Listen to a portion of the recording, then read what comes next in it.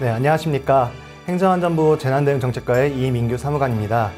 네, 이번 시간은 2021년 지역자율방재단 활성화 정책을 주제로 교육을 가지도록 하겠습니다.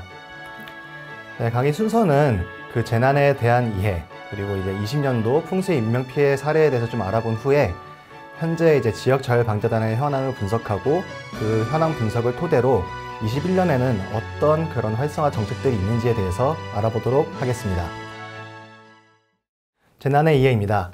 네, 재난이란 국민의 생명, 신체, 재산과 국가의 피해를 주거나 줄 수 있는 것으로 저희 법에서 규정을 하고 있고요. 재난안전법은 각종 재난으로부터 이제 국토를 보존하거나 국민의 생명, 신체의 안전과 재산 보호를 위하여 국가와 지방의 안전관리 체계를 확립하는 것을 목적으로 합니다. 네, 다음으로 인간이 재난에 대해 어떻게 대응해 왔는지에 대한 변천사를 말씀드리도록 하겠습니다. 고대 중세에는 재난은 신의 행위라고 인식을 했습니다. 노아의 대홍수라든지 로마 대화재, 그리고 흑사병, 창궐 등 재난은 신이 내리는 벌이라고 생각을 했기 때문에 사람들은 기도만이 재난을 극복할 수 있는 방법이라 생각을 했습니다. 하지만 고대 중세부터 국가는 최소의 대응책을 마련하여 국민을 위한 행위를 시작했습니다. 예를 들어 로마 대화제 당시에 소방을 구성했고 그 소방수들이 로마 대화제 현장에서 불을 끄는 노력들을 했던 것을 예로 들 수 있을 것 같습니다. 다음은 리스본 대지진입니다. 1755년에 리스본 대지진은 강도 8.5에서 9 정도로 짧은 시간 안에 도시의 85%를 붕괴시킬 정도로 강력했습니다. 적게는 10,000명에서 많게는 10만 명 정도 사망자가 있었을 것으로 추정하는데 그 당시 리스본 인구가 20만 명 정도인 것을 생각했을 때는 얼마나 그 피해가 심각했는지 알 수 있습니다. 그래서 근대에는 재난을 신의 심판으로 해석하던 관점에서 조금 벗어나 인간 중심의 재난관리 개념을 탄생시키기 시작했습니다. 재난의 원인이 되는 현상에 대한 과학적 연구를 진행하기도 했었습니다. 18세기에서 20세기 초기에는 국가구호제도가 발전하기 시작했습니다. 1803년 포츠머스 뉴햄프셔 대화재 때는 미국 최초로 연방정부가 주정부와 그 지방정부의 복구활동을 지원하는 법안이 등장하기 시작했습니다. 또한 1927년 미시시피강의 하류가 범람했을 당시에도 이 사건을 계기로 1905년에 공식 구호 기관으로 지정돼 있던 적십자사가 구호 활동을 본격적으로 전개하기 시작했습니다. 그래서 재난 피해를 극복하기 위한 복구와 그리고 피해자 구호에 대한 국가 책임에 집중이 되기 시작했고 자연현상과 시설 안전 기술에 대한 연구를 통한 예방 기능을 강화하기 시작했습니다. 20세기 중반 이후로는 재난을 사회 문제로 인식하기 시작했습니다. 재난과 사회와의 연관성에 대한 고민을 하기 시작했고 사회 전반의 재난 대응 역량을 강화하기 위해 노력하면서 또 이제 보험 제도가 발전하기 시작했습니다. 그리고 다음으로 이제 방재단과 가장 관련이 있을 것 같은데요. 이 시기부터 조금씩 시민이 참여하는 재난에 강한 도시 만들기라고 시민이 조금씩 참여를 하기 시작했습니다. 1995년 일본 고베 대지진 당시에도 전체 이제 구조된 사람이 한 35,000여 명 정도 됐었는데 그 중에 80% 정도가 내 이웃 주민이나 아니면 친지로부터 이제 구조가 되었다고 이렇게 이런 설문이 있었습니다. 이와 마찬가지로 시민이 참여하는 그러니까 지역자율방재단 활성화를 통해서 그 재난을 대응하는 그런 체계가 근대부터 조금씩 시작되었다고 보시면 될 것 같습니다. 네, 그렇다면 현대사회 같은 경우는 신종 복합 재난이 발생하기 시작했습니다. 후쿠시마 원전 사고 같은 경우는 쓰나미로 인한 그런 자연현상이 유발한 사회 재난이었고 태국 대홍수 같은 경우는 이게 대홍수로 인해서 반도체 공장이 침수를 당했었는데 이 사건을 계기로 이제 아시아 컴퓨터 산업에 지대한 영향을 끼치기 시작했습니다. 즉 재난이 재난으로만 끝나는 것이 아니라 사회 경제적으로 영향을 끼치기 시작했습니다. 그리고 구제역, 그리고 현재 일상생활에도 많이 만연해 있는 코로나19 등 신종 재난들이 많이 발생하기 시작하였습니다. 그렇다면 자연, 사회재난 구분이 어려운 복합재난이 증가하고 있고 또 코로나19와 같이 사회재난 발생密도가 증가하면서 기후변화에 따른 극한 기상재해, 그런 국지적 호우라든지 이런 현대 재난에 대해서 대응하기 위해서는 저희가 어떻게 해야 될지 한번 고민을 해보겠습니다. 바로 이제 민간 방제 기능 강화를 통한 초기 대응 역량 제고입니다. 현대 그 재난의 특징을 봤을 때에는 예측하기 어렵다는 게 가장 큰 것 같습니다. 복합재난도 그렇고 기후변화도 그렇고요. 예측할 수 있는 재난 같은 경우는 미리 대비를 하거나 대응을 함으로써 어느 정도 피해를 경감을 시킬 수 있습니다. 근데 현대 재난의 그런 특징을 봤을 때에는 예측하기 어렵고 그런 부분들이 이제 대응하기 위해서는 개인이 방제 능력을 가지고 있거나 아니면 조금 더 나아가 마을이나 읍면동 단위에서부터 방제 기능이 강화가 돼야지 초기에 대응이 가능할 것으로 판단됩니다. 네, 다음은 20년 풍수의 인명피해 사례입니다. 첫 번째 사례는 농경지에 이제 집중호우로 인해 이제 물이 가득 차 있었습니다. 이런 이제 물을 빼기 위해서 저희 흔히 이제 물골을 틀어간다라고 하는데 물골을 트기 위해 이제 배수로 작업을 하던 도중 한 분이 이제 휩쓸리기 시작했고 그 휩쓸리는 과정에서 다른 분과 이제 엉켜서 두 명이 휩쓸리기 시작했습니다. 그 옆에 있던 한 분이 또 두 분을 구하기 위해서 뭔가 이제 행동을 하다가 같이 휩쓸리면서 세 명이 사망하는 사고가 일어났습니다. 두 번째 사례 같은 경우는 그 한 분이 이제 사전 대피를 했었거든요. 이웃 주민 집으로 이제 안전가옥으로 사전 대피를 했었다가 집으로 뭔가 물건을 가지러 가기 위해서 잠시 집에를 들렸는데 옆에 있던 곳이 이제 무너지면서 같이 주택과 함께 휩쓸려 가면서 한 명이 사망하는 사고가 발생했습니다. 이 두 사례를 보았을 때 고민해 볼 것이 첫 번째 사례 같은 경우는 개인들이 뭔가 이제 재난, 그러니까 그런 집중호우에 대한 위험성이나 무서움을 알고 있었더라면 집에 있었을 텐데 또 두 번째 사건 같은 경우도 이미 대피를 했는데 조금만 더 경각심이 있었더라면 집에서 이웃 집에서 있었을 것이고 또 이웃 주민이 혹시나 좀 더 설득을 해서 집에 있게 이렇게 설득을 했다라고 하면은 이런 인명 피해가 발생하지 않았을 것이라 생각합니다. 이런 부분들을 생각해 볼 때 저희가 지역 자율 방재단이 활성화돼야 된다라는 결론에 도달할 수 있었는데 그 이유는 첫 번째로 개인이 재난에 대한 위험성을 인지해야 하는 부분들이 있는데 방재단원으로서 활동을 하거나 아니면 이렇게 방재단원 활동하면서 교육을 받는다거나 했다라면은 분명히 이제 개인적으로도 이제 개인적으로도 그런 방재에 대한 그런 기능이 강화가 되고 또 역량이 있을 것이기 때문에 이제 최대한 그런 재난 상황에서는 안전한 곳에서 대기를 했을 것 같습니다. 그리고 두 번째로 만약에 주변에 지역 자율 방재 단원 분께서 계셨다라고 하면은 위험성에 대해서 말씀을 해주시면서 충분히 설득하고 얘기를 하면서 이렇게 주민이 사고를 당하신 분이 밖으로 나가지 않게 막을 수 있었을 것 같습니다. 그리고 추가적으로 생각을 해보면은 지역의 실정을 제일 잘 알고 있고 지역 주민들과 친밀도가 가장 높은 사람들은 결국 같은 공간에서 생활을 하고 있는 지역 주민분들입니다. 그런 지역 주민분들로 구성되어 있는 지역 자율 방재단이 활성화가 되어야만 그런 지역 안에서 또 마을 단위에서의 방제 기능이 강화될 것으로 생각됩니다. 네, 다음은 지역 자율 방재단 현안 분석입니다. 방재단은 20년에 56,959명으로 19년 대비 1,255명 감소했습니다. 13년 이후 5만 명대에서 정체되어 있는 현황입니다. 네, 편차는 지역별 단원수 편차가 굉장히 크고 또 단원수가 100명 미만인 지자체가 있었습니다. 인구 1만 명당 단원수 평균 25.8명으로 농촌, 산간 등 비도시 지역이 많은 지역이 이제 도시 지역에 비해서 많은 경향이 있었습니다. 또한 면적 1제곱킬로미터당 단원수 평균은 0.36명이었습니다. 인구가 많고 밀집된 도시 지역이 높은 경향이 있었는데 평균적으로 생각을 한다 하더라도 한 명이 한 3제곱킬로미터 정도 이렇게 담당을 해야 되는데 혼자서 그 많은 범위를 뭔가 총괄하고 그리고 그 대응을 하기에는 조금 어려운 것이 사실입니다.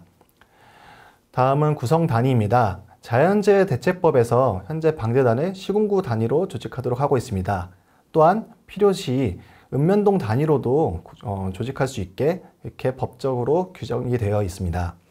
지금 현재 방재단들은 대부분 이제 시군구 단위로 조직이 되어 있고 또 이제 읍면동 단위로는 봤을 때 20년 10월 기준으로 1184개 정도 읍면동에서 방재단을 구성하고 있었습니다. 현재 단원 관리 부분에서는 단원의 연령, 지역, 활동 이력 등 그리고 가용 장비나 그런 부분들에 대한 정보가 부족한 상황입니다. 그렇기 때문에 적재적소에 인력을 배치하기 힘들고 또 적절한 장소에서의 방제 활동을 하는 데 어려움이 있는 상황입니다. 다음은 방재단 운영입니다. 특성이 유사한 지역 간에도 활동 실적 등의 차이가 있었습니다.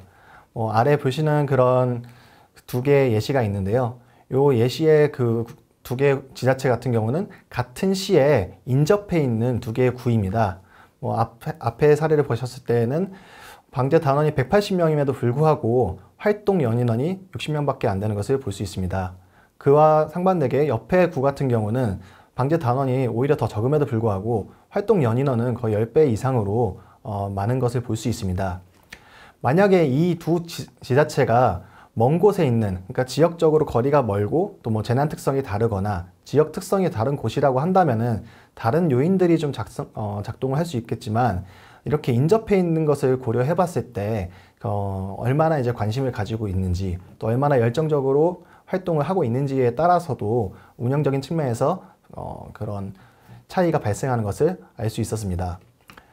계획 관리 부분은 현재 저희 행안부에서는 전국 자율방재단 연합회로부터 연간 계획을 받고 있지만 이제 시군구 단위 방재단의 계획 수립이나 이행 여부 등에 대한 관리는 부족한 상황입니다. 또한 지역 실정을 잘 알고 있는 민간 영역의 정체성을 부각할 수 있는 업무가 불명확한 상태입니다.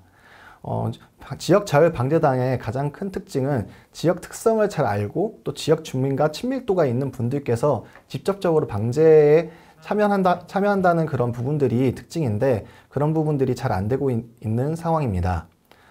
좋은 예로는 서귀포시 같은 경우는 방재단장님께서 지역대책본부 상황판단회의에 참석해서 어느 지역에 어떤 물자가 더 필요한지 어디로 보냈으면 하는지에 대해서 의견을 제출하시고 그 부분에 대해서 서귀포시에서는 지원해주는 그런 좀 유기적인 관계가 유지가 되어 있습니다. 단장님께서는 이제 오랜 기간 동안 이제 그 지역에 있으면서 지역 실정을 잘 알고 있기 때문에 그런 식으로 의견을 제출하는 것도 가능한 것으로 보입니다. 인지도 부분에서는 분명 이제 지역자율방재단이 위험한 재난 현장에서 활동함에도 불구하고 이제 좀 홍보가 부족한 탓인지 홍보가 부족해서 그런 인지도가 낮은 부분이 있습니다. 유사한 단체로 이제 의용소방대라든지 아니면 자율방범대에 비해서도 조금 인지도가 낮은 것을 알 수 있습니다. 세 번째로 재난안전교육 부분입니다. 현재 직무능력 교육이나 전문 교육 그리고 자체 교육 등을 시행 중이지만 교육 커리큘럼이나 이제 교육 참여 횟수, 인원 등이 조금 미흡한 상태입니다. 또한 방재단의 소집, 투입 또는 활동 지원 등을 위해서는 민간 자원 연계를 위한 담당 공무원의 역할이 굉장히 중요한데 현재 담당 공무원 대상으로 한 체계적인 교육 과정이 부족한 상황입니다. 마지막으로 법령 제도 부분입니다. 저희가 작년에 이제 재난관리 평가와 관련해서 방재단의 활동 실적들을 갖다 이렇게 취합을 했었는데요. 활동을 분석해 본 결과 이제 자연 사회재난 구분 없이 방재단 분들께서 이제 활동을 해주고 계신데요.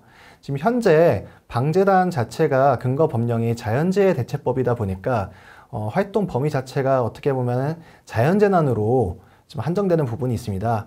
그렇기 때문에 현재 이제 개별법을 이제 방재단 관련해서 개별법을 제정한 것이 필요할 것으로 생각됩니다. 활동 지원 부분에서는 이제 전문 활동 및 위험성이 동반하는 업무를 수행하고 활동하고 있음에도 불구하고 정당한 수당 지급이 조금 미흡한 상황입니다. 예를 들어 지금 현재 교통비나 식비 등 경비는 지급하고 있지만 재난안전활동 소집에 대한 수당 지급은 조금 미흡한 상황입니다.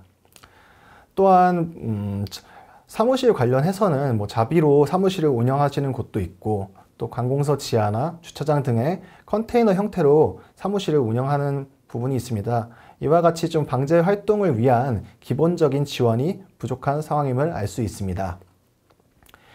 현장 운영 부분에서는 방재단의 그런 역할 및 임무 규정이 조금 미흡한 상황입니다. 지대보험 구성 관련 조례에서나 아니면 이제 뭐 행동 매뉴얼 등에서 자원봉사자와 구분이 되어 있지가 않습니다. 그러다 보니 이제 좀 아까 좀 전에 말씀드린 정체성 부분, 그러니까 방재단의 정체성을 조금 더 부각할 수 있는 그런 부분들에 대한 규정이 미흡해서 또 인지도랑도 연관이 되어 있지 않나 그렇게 판단됩니다. 네, 다음은 2021년 그 지역자율방재단 활성화 정책이 어떤 것이 있는지, 저희가 어떤 것을 구상하고 있는지에 대해서 설명을 드리겠습니다. 네, 조직 구성 확대 부분입니다. 네, 도시, 비도시 또는 뭐 지역 재난 특성 등을 고려해서 저희가 적정 인력을 산출하려고 노력을 하고 있고요. 그런 적정 인력 산출을 통해서 시군구별로 뭐 목표 인원을 설정해주고 그에 따라서 단원을 확대하고 있습니다. 그 노력의 결과로 저희가 1월부터 이 계획을 수립을 해서 지자체 그리고 방재단 여러분들과 같이 소통을 하면서 계속 노력을 해왔는데요. 20년 12월에 56,959명이던 방재 단원 수가 이번 연도 5월에는 62,568명으로 증가하는 결과가 있었습니다. 앞으로도 좀 지속적으로 노력을 한다면 계속 이렇게 인원이 늘어날 수 있을 것 같고요. 저희 앞에 현황 분석에서 보셨듯이 절대적인 지금 단원 수가 부족하기 때문에 조금 계속 지속적으로 노력해서 늘려나갈 필요성이 있을 것 같습니다. 다음으로 읍면동 구성 확대입니다.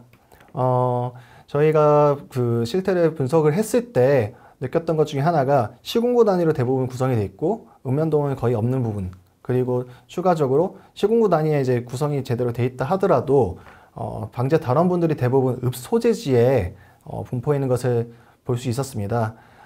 실질적인 이제 방재 아니면 이제 재난 대응을 위해서는 이제 외딴 지역에 있는 마을이라든지 따로 이제 그런 부분들에 대해서도 좀 세심하게 저희가 대응을 할 필요가 있는데, 그러기 위해서는 전체 읍면동에 그런 방재단이 구성될 필요가 있을 것 같습니다.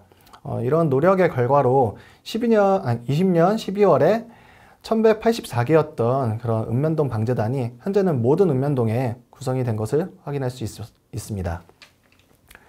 다음으로 단원 정보 관리입니다.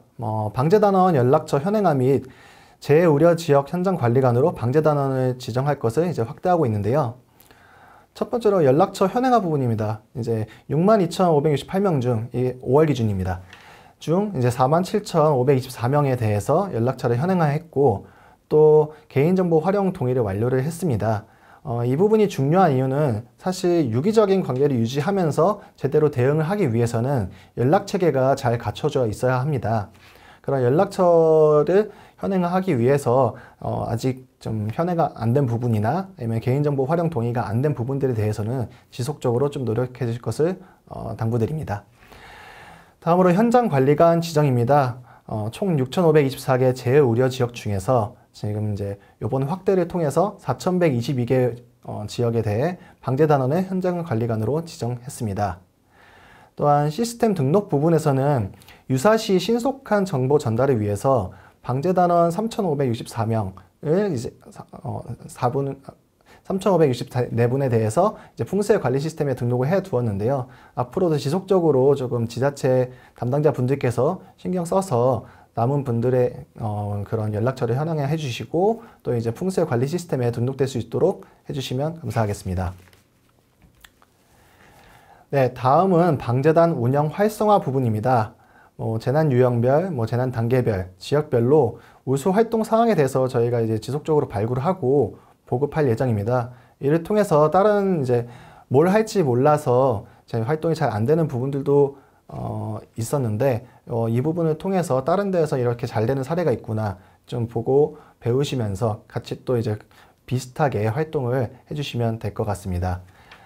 활동 계획 수립 부분은 현재 이제 저희가 요청드린 사항이 방자회 단장님께서 뭐 지자체와 협의해서 이제 시기별 활동 계획서를 작성, 제출해 주시고 또 지자체에서 담당하시는 분께서는 이제 지역자율 방재단 운영 계획을 수립할 것을 요청을 드렸었습니다. 이번 21년에 이제 상반기 동안 추진한 결과 총 228개 시군구 중에서 213개 시군구, 즉 이제 93% 정도 지자체에서 모든 계획을 이제 수립한 상황입니다. 남은 이제 7% 지자체 담당자 분께서도 운영 계획을 수립해 주시기 바라겠습니다. 활동 범위 확대 부분입니다. 뭐 구호 지원 기관 활동이라든지 아니면 지대보건 상황 판단 회의에 참여해서 아까 말씀드린 이제 뭐 서귀포시 사례처럼 이렇게 대응 활동을 해주시고 또 이제 지자체 그런 활동에 지원을 해주시면 좋을 것 같습니다. 추가적으로 뭐 중앙재난 저희 이제 복구 단계에서 하는 중앙재난 피해 합동조사에 같이 참여를 하셔서 지역 상황이라든지 같이 설명을 해주시고 좀 복구 단계 그런 계획을 수립하는데 도움을 주시면 될 것 같습니다. 네, 홍보 강화 부분입니다. 이제 방재단 전문 교육 과정 시 저희가 영상 제작 교육을 하는 것도 한번 검토를 하고 있습니다.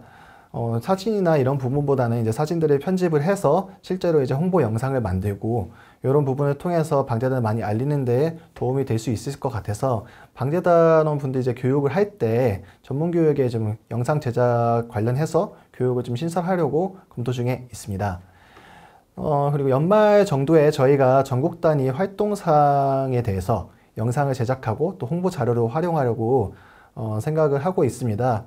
지금 현재 저희 뭐 밴드나 이런데 그 커뮤니티를 통해서 계속 사진들을 올려주고 계시는데 활동하시는 모습이나 또 좋은 사진들 많이 올려주시면은 저희가 연말에 영상을 제작할 때 좀 많이 활용할 수 있도록 하겠습니다. 네, 전문성 강화 부분입니다. 코로나19 등 뭐 신규 재난에 어떻게 대응을 해야 할지 또 현재 뭐 재난 발생 추이가 어떻게 되는지 등 좀 더 이제 현실적인 교과목들을 추가하려고 합니다. 또한 이제 담당 공무원이나 방재 단원 대상 신규 교육을 개설을 이제 협의 중에 있는데요. 예시로 지역자율방재단 관리과정이라 해서 담당 공무원 대상으로 한계 기수 40명 또는 이제 뭐 지역자율방재단 체험과정으로 해서 방재 단원분들 대상으로 15개 기수 500명 정도 이렇게 신규 강좌를 개설해서 교육이 진행될 수 있도록 협의를 하고 있습니다. 직무능력 교육 같은 경우는 작년에도 이제 매년 저희가 이게 진행해 오고 있는데 이번 연도에는 좀 코로나19 상황들을 지켜보고 가능하다면은 지역을 좀 더 보다 세분화해서 교육 더 많은 인원분들께서 교육을 들으실 수 있게 확대를 하려고 하고 있습니다. 방재단 자체 훈련 부분은 이제 뭐 지역 내 위험 요인 등을 반영해서 자체 훈련을 실시해 주시면 되는데 예를 들어서 실제로 뭐 사고 구조 구급을 뭐 지자체나 아니면 소방, 경찰에서 이렇게 추진을 하고 있을 때 주변에서 같이 이제 교통 통제를 한다든지 이런 부분들에 대해서 미리 한번 훈련을 해주신다거나 아니면 이제 인근 지역자율 방재단과 이제 합동으로 훈련을 해서 언제 뭐 장비나 인력을 뭐 동원을 할지 이런 부분들에 대해서 같이 한번 고민을 해주시고 훈련을 하실 것을 권장드립니다. 마지막으로 교육 방식 다양화 부분인데요. 지금 이 영상과 같이 비대면 컨텐츠를 조금 많이 계속 개발을 하려고 하고 있습니다. 아무래도 코로나 상황도 있기도 하고 실제 효율은 조금 떨어질 수 있지만 어떻게 보면 더 많은 인원께서 그 교육을 시청해 주시고 함으로써 이제 좀 개인적으로 방제 그런 역량 아니면 이제 뭐 대응 역량을 기를 수 있을 것으로 판단이 됩니다. 또한 뭐 방재단에서 자체적으로 교육을 할 때 이런 영상들을 활용해서 교육을 하신다고 하면은 조금 더 효율적으로 교육이 진행될 수 있을 것 같습니다. 네, 마지막으로 법령, 제도 정비 부분입니다. 앞서 말씀드린 것처럼 저희가 이제 지역자율방재단법 제정 관련해서 이렇게 조금 노력을 하고 있는데 뭐 이 부분에서는 이제 뭐 사회재난 활동 부분을 확대한다거나 뭐 활동수당 지급, 뭐 장비 지원이나 복무 지도 감독 등에 대해서 이렇게 규정하는 것을 검토하고 있습니다. 네, 다음으로 활동 지원 부분인데 위에 있는 그 지역자율방재단법 제정과 관련해서 같이 연계해가지고 활동 지원 근거를 좀 마련하려고 합니다. 소집수당 부분 같은 경우는 현재 뭐 자연재해 대처법 시행령 제61조에 그런 지급 근거가 마련이 돼 있기 때문에 현재 뭐 지자체 조례에서 좀 그 부분을 좀 포함할 수 있도록 지자체 담당자분들과 계속 긴밀하게 협조하고 있고요. 또 관련해서 예산을 확보할 수 있도록 계속 요청을 드리고 있는 상황입니다. 다음으로 이제 포상 확대인데요.